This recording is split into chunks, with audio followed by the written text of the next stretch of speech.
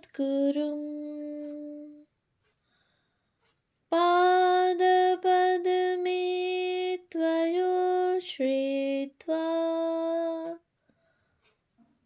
प्रणमामि মুহুর্মুহু।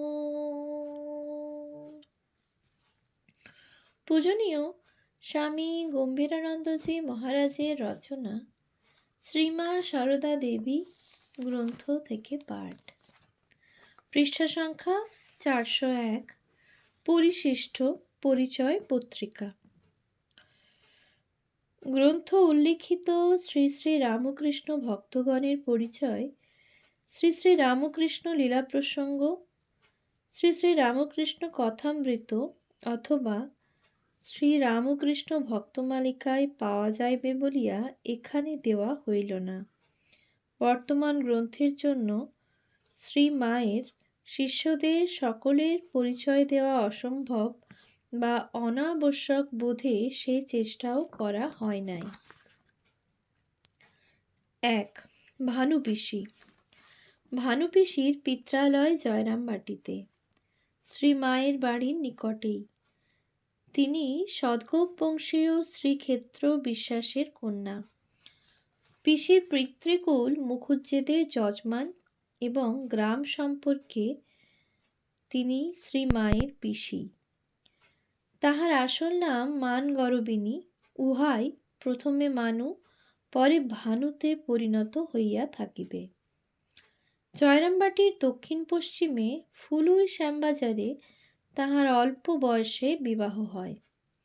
তাহার একটি কন্যা জন্মিয়া ছোটবেলাতেই মারা যায় এবং তিনি প্রায় 20 বৎসর বয়সে বিধবা হইয়া পিতৃগৃহে আশ্রয় গ্রহণ করেন। তাহার বাকি জীবন জয়রামবাটিতেই কাটিয়াছিল। কচ্চিৎ কখনো শ্বশুর বাড়িতে যাইতেন। শ্যামবাজার বৈষ্ণব প্রধান স্থান। ভানুপিসি শ্বশুর গৃহে রাগমার্গের সাধনে আকৃষ্ট হইয়াছিলেন বলিয়া অনুমান করা যাইতে পারে। তিনি পিতৃগৃহেও উহারই অনুসরণ করিতেন। কিন্তু শোনা যায় তাহার দাদা গৌর বিশ্বাস অতি দুর্দান্ত ও বৈষ্ণব বিরোধী ছিলেন। তাহার কঠোর শাসনেও ভানুপিসির ধর্মানুরাগ বিন্দুমাত্র হ্রাসপ্রাপ্ত হয় নাই। শ্রী শ্রী ঠাকুর মধ্যে মধ্যে শ্বশুরালয়ে আসিতেন।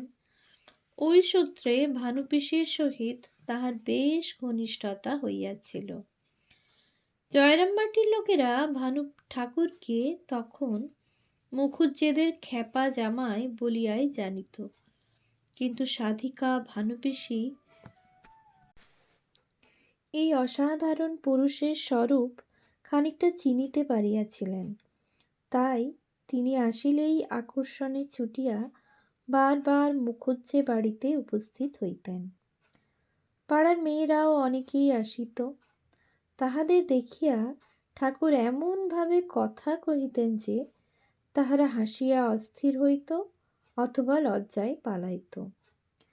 ঠাকুর তখন বলিতেন, দেখলে গা, আগড়াগুলো সব উড়ে গেল, এবার তোমরা বসো, কথা হবে। ভানুপিসি ঠাকুরের কাছে আসিলেও সর্বদা দাদার ভয়ে সন্ত্রস্ত থাকিতেন। রসিক ঠাকুরও ইহা জানিতেন, তাই মাঝে মাঝে ওই গৌরদা এলো বলিয়া ভয় দেখাইতেন, আর ভানুপিসি জড়সড় হইয়া যাইতেন। তখন ঠাকুর আবার বলিতেন, লজ্জা ঘৃণা ভয় 3 থাকতে নয়। কখনো বা পরামর্শ দিতেন, গৌরদা যখন শাসাতে আসবে তখন দুহাত তুলে তা হাততালি দিয়ে নাচবে আর বলবে, ভজমন গৌরনিতাই। তাহলে তোমাকে পাগল মনে করে সে আর কিছু বলবে না। সরলা পিসি এই পরামর্শ মতো কাজ করিয়া সুফল পাইয়াছিলেন। ঠাকুর মধ্যে মধ্যে পিসির কুটিরে যাইতেন।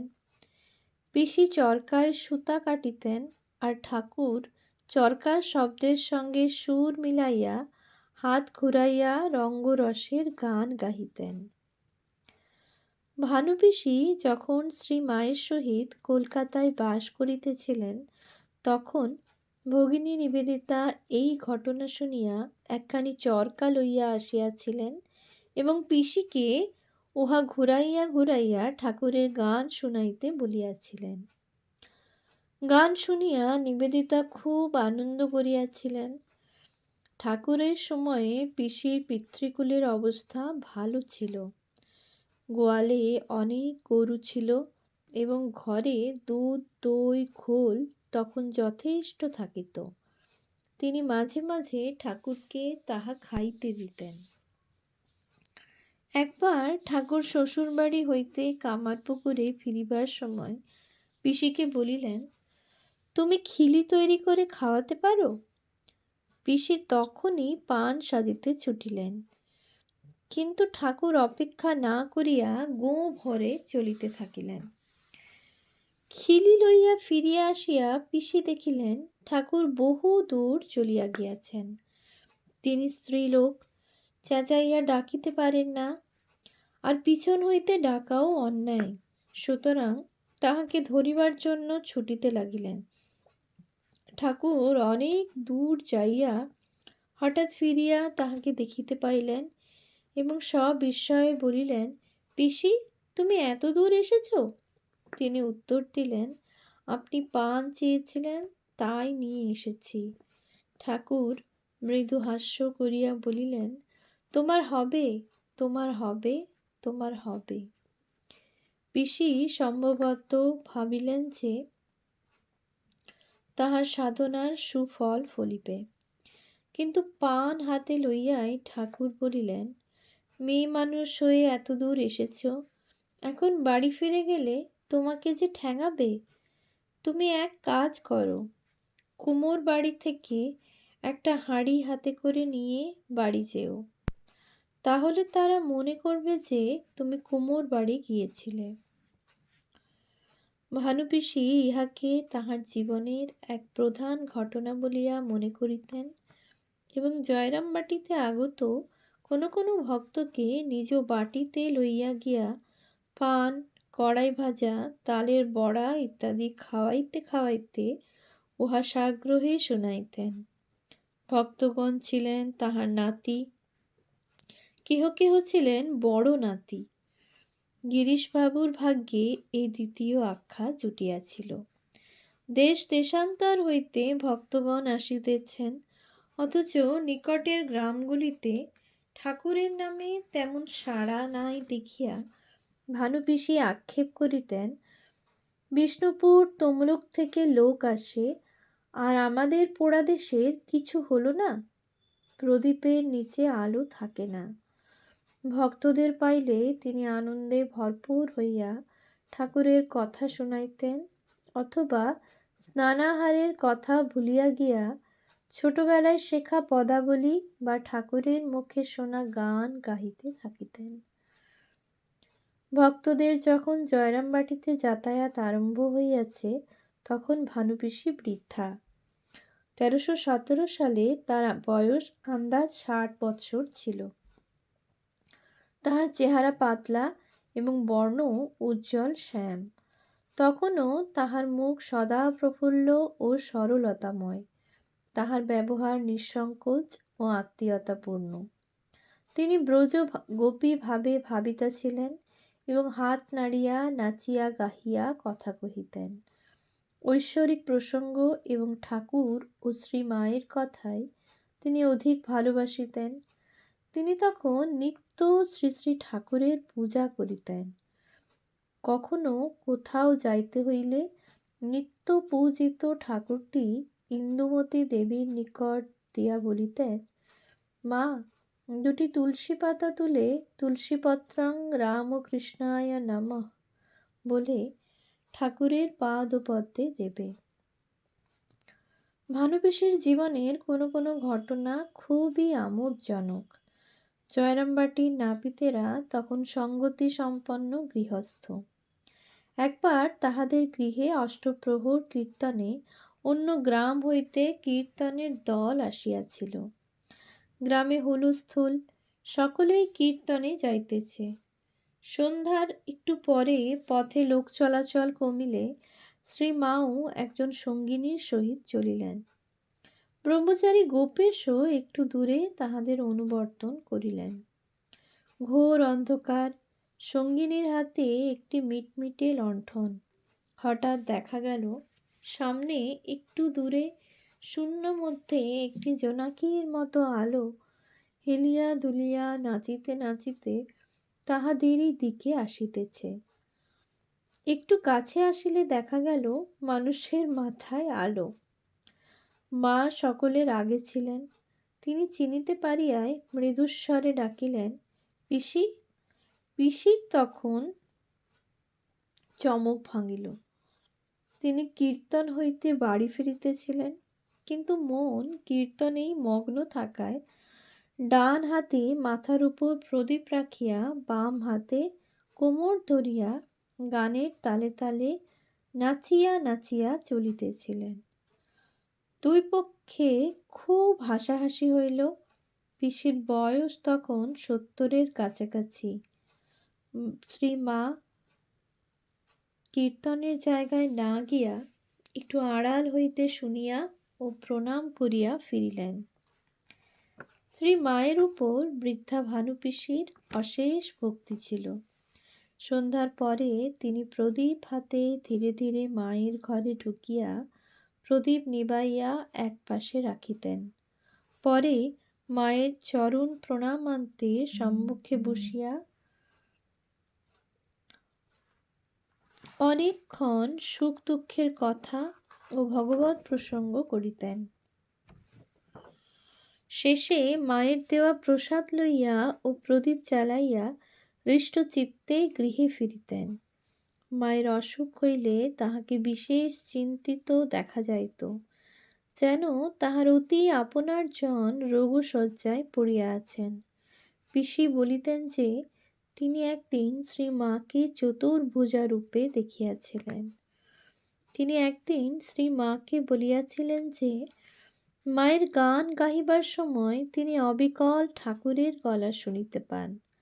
মা বলিলেন, কি জানি বাপু, তুমিই জানো। পিসি তবু বলিতেন, ঠাকুর তোমার ভিতরে আছেন। পিসি তবু বলিতেন, ঠাকুর তোমার ভেতর আছেন।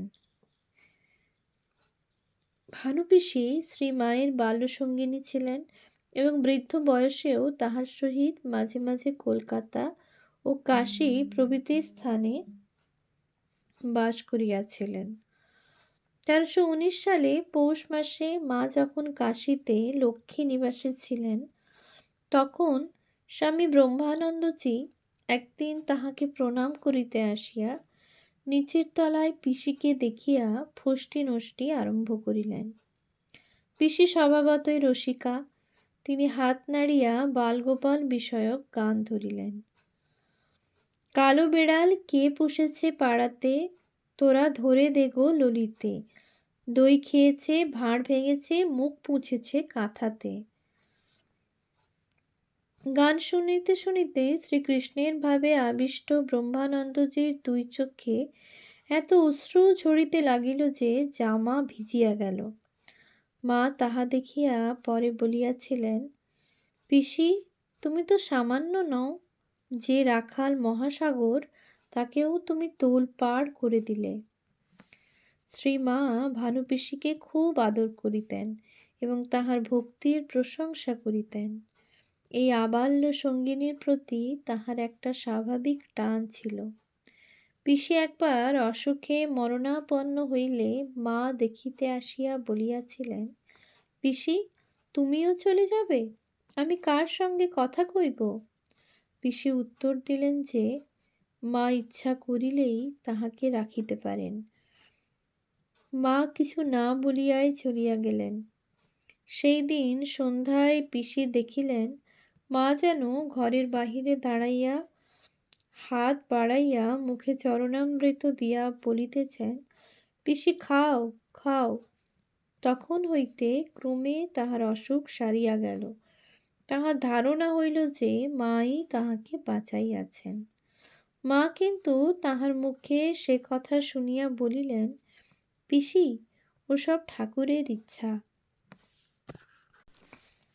ভানুপিসির অবস্থা ভালো ছিল না, কিন্তু ভক্তি প্রভাবে সংসারের দুঃখ তাহাকে স্পর্শ করিতে পারিত না।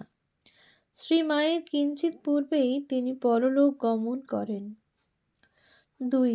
মৃগেন্দ্রের মা। শ্রীমায়ের অনুরাগী গ্রামবাসীদের মধ্যে মৃগেন্দ্রের মার নাম উল্লেখযোগ্য।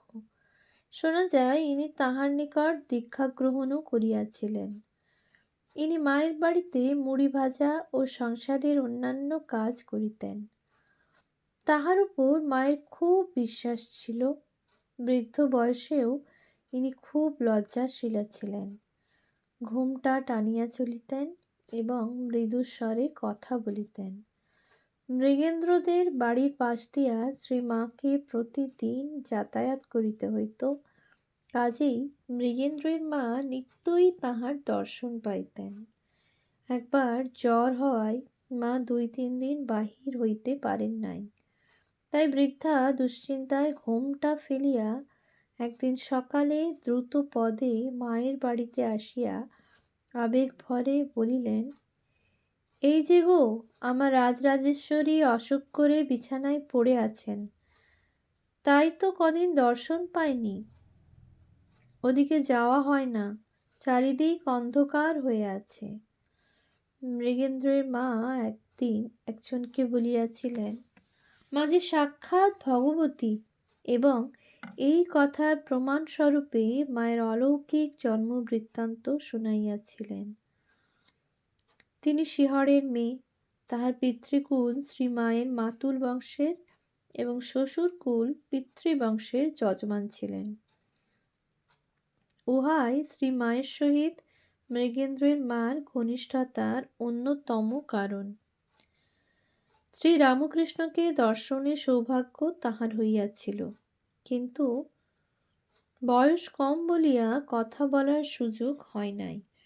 তিনি বলিতেন, আমরা ঘরের ভেতর থেকে দেখতুম তিনি যখন আমাদের ঘরের সামনে দিয়ে আহেরের দিকে শৌচে যেতেন, কান পেতে তার কথাবার্তা শুনতুম। আমার শাশুড়ির সঙ্গে অনেক আলাপ ও রঙ্গরস হতো। জয়রামবাটিতে শ্রীমায়ের মন্দির প্রতিষ্ঠার কিছু কাল পরেই তিনি দেহত্যাগ করেন। গ্রন্থের উপাদান: কয়ে আকর গ্রন্থসমূহ: শ্রী শ্রী রামকৃষ্ণ কথামৃত 5 খণ্ড, লেখক শ্রী ম। শ্রী শ্রী রামকৃষ্ণ লীলাপ্রসঙ্গ 5 খণ্ড, লেখক স্বামী শারদানন্দ। শ্রী শ্রী রামকৃষ্ণ পুঁথি, লেখক শ্রী অক্ষয় কুমার সেন। শ্রী রামকৃষ্ণদেব, ব্যাখ্যাকার শ্রী শশীভূষণ ঘোষ। শ্রী শ্রী মায়ের কথা 2 খণ্ড, প্রকাশক উদ্বোধন কার্যালয়, শ্রী শ্রী সারদা দেবী, লেখক ব্রহ্মচারী অক্ষয় চৈতন্য। শ্রী মা, লেখক শ্রী আশুতোষ মিত্র। শ্রী শ্রী মায়ের জীবন কথা, লেখক শ্রী 1346 সালে সঞ্জীবনীতে প্রকাশিত। স্বামী শারদানন্দ জীবন কথা, ব্রহ্মচারী শ্রী প্রকাশচন্দ্র সংকলিত। গৌরী মা, শারদেশ্বরী আশ্রম হইতে প্রকাশিত। শ্রী রামকৃষ্ণ স্মৃতি, লেখক স্বামী নির্লেপানন্দ। শ্রী শ্রী লক্ষ্মীমণি দেবী, লেখক শ্রী কৃষ্ণচন্দ্র সেনগুপ্ত। শ্রী সারদা দেবী, প্রকাশক শ্রী রামকৃষ্ণ মঠ, মাদ্রাস প্রবুদ্ধ ভারত, প্রকাশক অদ্বৈত আশ্রম, মায়াবতী। উদ্বোধন, প্রকাশক উদ্বোধন কার্যালয়, কলকাতা। খ, যাহাদের স্মৃতিলিপি ব্যবহৃত হইয়াছে: স্বামী শান্তানন্দ, স্বামী ঈশানানন্দ, স্বামী গৌরীশানন্দ, স্বামী গৌরীশ্বরানন্দ, স্বামী শারদেশানন্দ, স্বামী শারদেশ্বরানন্দ, স্বামী সৎসঙ্গানন্দ, স্বামী তন্ময়ানন্দ, স্বামী হরিপ্রেমানন্দ, শ্রীযুক্ত মাস্টার মহাশয়, শ্রীমতী সরলা দেবী, শ্রীযুক্ত মানদাশঙ্কর দাশগুপ্ত, শ্রীমতী কুসুম কুমারী আইচ, শ্রীযুক্ত শ্রীশচন্দ্র ঘটক, শ্রীযুক্ত সুরেন্দ্রচন্দ্র চক্রবর্তী, শ্রীযুক্ত নরেশচন্দ্র চক্রবর্তী। গ. যাহারা মৌখিক বিবরণ দিয়াছেন, শ্রীমৎ স্বামী শঙ্করানন্দ, স্বামী বিশুদ্ধানন্দ, স্বামী রীতানন্দ, শ্রীযুক্ত কর্ণাট কুমার চৌধুরী, শ্রীযুক্ত কুমুদ বন্ধু সেন। শ্রীযুক্ত অনিল কুমার গুপ্ত আমাদিগকে মাস্টার মহাশয়ের দিনলিপি ও পত্রাদি দেখিতে ও অংশত ব্যবহার করিতে দিয়া বিশেষ উপকার করিয়াছেন।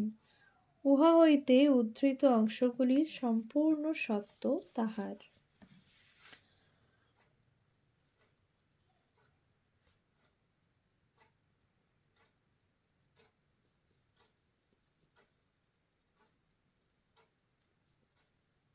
শ্রী মায়ের জন্মকুণ্ডলী। শুভমস্তু। জন্ম শকাব্দা 1775, 8/7/28-30। এতচ্ছকীয় সৌরপৌষাষ্টম দিবসে গুরুবাসরে কৃষ্ণপক্ষীয় সপ্তম্যা তিথৌ উত্তর ফাল্গুনী নক্ষত্রস্য প্রথমচরণে আয়ুর্মদযোগে ববকরণে এবং পঞ্চাঙ্গ সংশুদ্ধৌ রাত্রি নবম পলাধিক দ্বিতীয় দণ্ড সময়ে অয়নাংশোদ্ভব শুভ মিথুন লগ্নে লগ্নস্ফুট রাস্যাদ্বয় 2/9/30/0 বুধস্য ক্ষেত্রে রবর্হোরায়াং শুক্রস্য দ্রেক্কানে শুক্রস্য সপ্তাংশে গুরোর্নবাংশে শনৈশ্চরস্য দ্বাদশাংশে গুরুস্ত্রিংশাংশে এবং সপ্তবর্গ পরিশোধিত বৃহস্পতের বামার্ধে রবের দণ্ডে উত্তর ফাল্গুনী নক্ষত্রাশ্রিত সিংহ রাশিস্থে চন্দ্রে অশেষ গুণালঙ্কৃত শ্রীযুক্ত রামচন্দ্র মুখোপাধ্যায় মহোদয়স্য শুভা প্রথমা কন্যা শ্রীমতী শারদামণি দেবী সমজনী। শ্রী মায়ের পিতৃকুলের বংশতালিকা। খেলারাম মুখোপাধ্যায়, নরোত্তম, বৈদ্যনাথ, কার্তিকরাম। কার্তিকরাম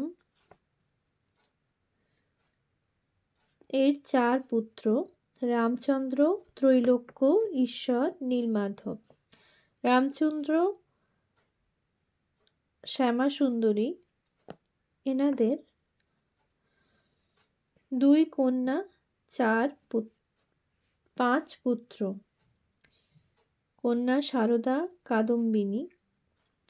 পুত্র প্রসন্নকুমার বড় মামা, উমেশচন্দ্র, কালীকুমার মেজ মামা, বরদাপ্রসাদ সেজ মামা, অভয়চরণ ছোট মামা। বড় মামা 2 স্ত্রী: রামপ্রিয়া প্রথম স্ত্রী, এখান থেকে নলিনী, সুশীলা বা মাকু। দ্বিতীয় স্ত্রী সুবাসিনী, কমলা, বিমলা, গণপতি। কালীকুমার মেজ মামা, স্ত্রী সুবোধবালা। 2 পুত্র: ভূদেব আর রাধারমণ। বরদাপ্রসাদ সেজ মামা, এনাদের একটি মেয়ে। বরদাপ্রসাদ সেজ মামা, এনার সঙ্গে ইন্দুমতী দেবী এনার স্ত্রী। 2 পুত্র: ক্ষুদিরাম, বিজয়কৃষ্ণ। অভয়চরণ ছোট মামা, এনার স্ত্রী সুরবালা, রাধারানী একমাত্র কন্যা। ওম শান্তি শান্তি শান্তি। হরি ওম তৎসৎ। শ্রীরামকৃষ্ণার্পণমস্তু।